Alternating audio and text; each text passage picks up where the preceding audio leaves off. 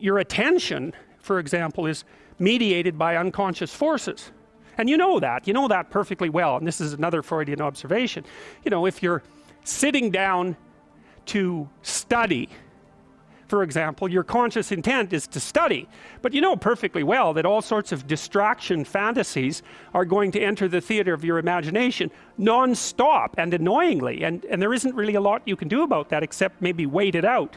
You know, so you'll be sitting there reading and your attention will flicker away. You'll think about, I don't know, maybe you want to watch Jane the Virgin on Netflix or something like that, or maybe it's time to have a peanut butter sandwich, or you should get the dust bunnies out from underneath the bed, or it's time to go outside and have a cigarette, or maybe it's time for a cup of coffee, or it's like all these subsystems in you that would like something aren't very happy just to sit there while you read this thing that you're actually bored by, and so they pop up and try to take control of your perceptions and your actions non-stop.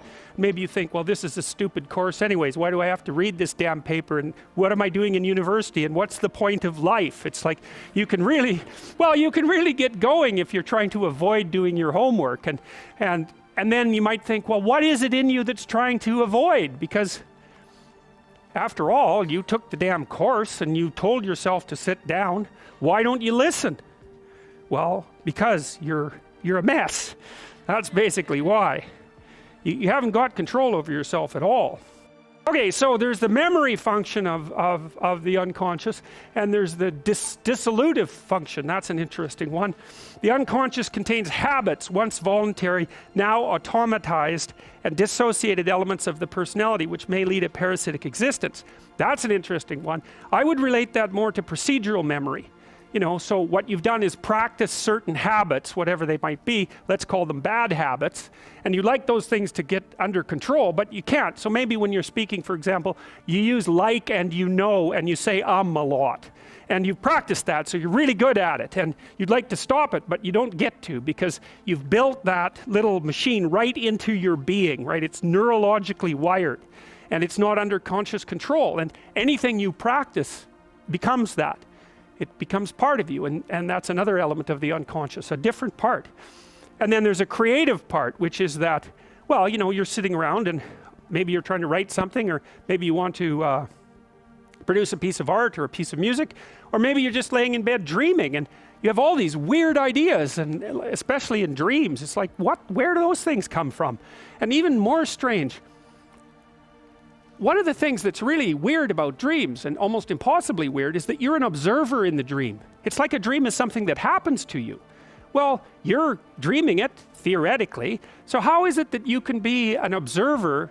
It's almost like you're watching a video game or a movie, but you're producing it, at least in principle, although the psychoanalysts would say, well, no, not exactly. Your ego isn't producing it, your unconscious is producing it. It's a different thing.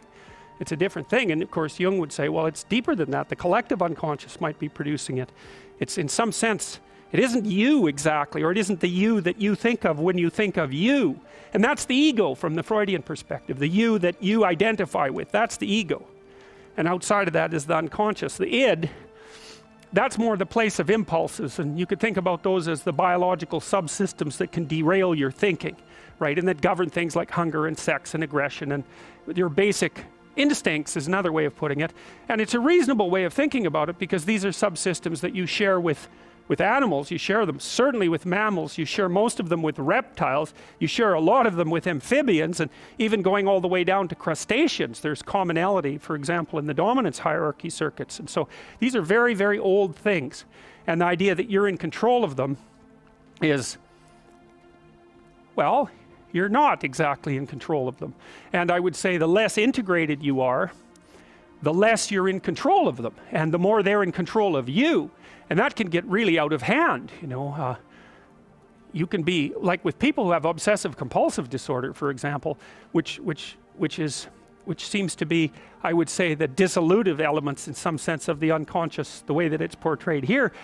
Poor people with obsessive compulsive disorder, they can spend half their time doing things that they can't really control, and they have very strong impulses to do them, and it's very hard on them to block them, you know. They'll almost panic if those things are blocked. And then you have people with Tourette's syndrome, you know, that they'll be doing all sorts of weird dances and spouting off obscenities and imitating people without being able to control it. And sometimes a little bit of antipsychotic medication can dampen that down, but it's as if there are these autonomous semi-spirits inside of them that grip control over their behavior and make them do things. And you know, you find that to some degree in your own life, because maybe you've become very attracted to someone, even maybe you don't want to be attracted to the person, and then you find yourself, you know, texting them when you know perfectly well that you should be going to bed, and you know, you're in a grip of something, and you can't control it, and that's all part of the unconscious and all part of what Freud was studying.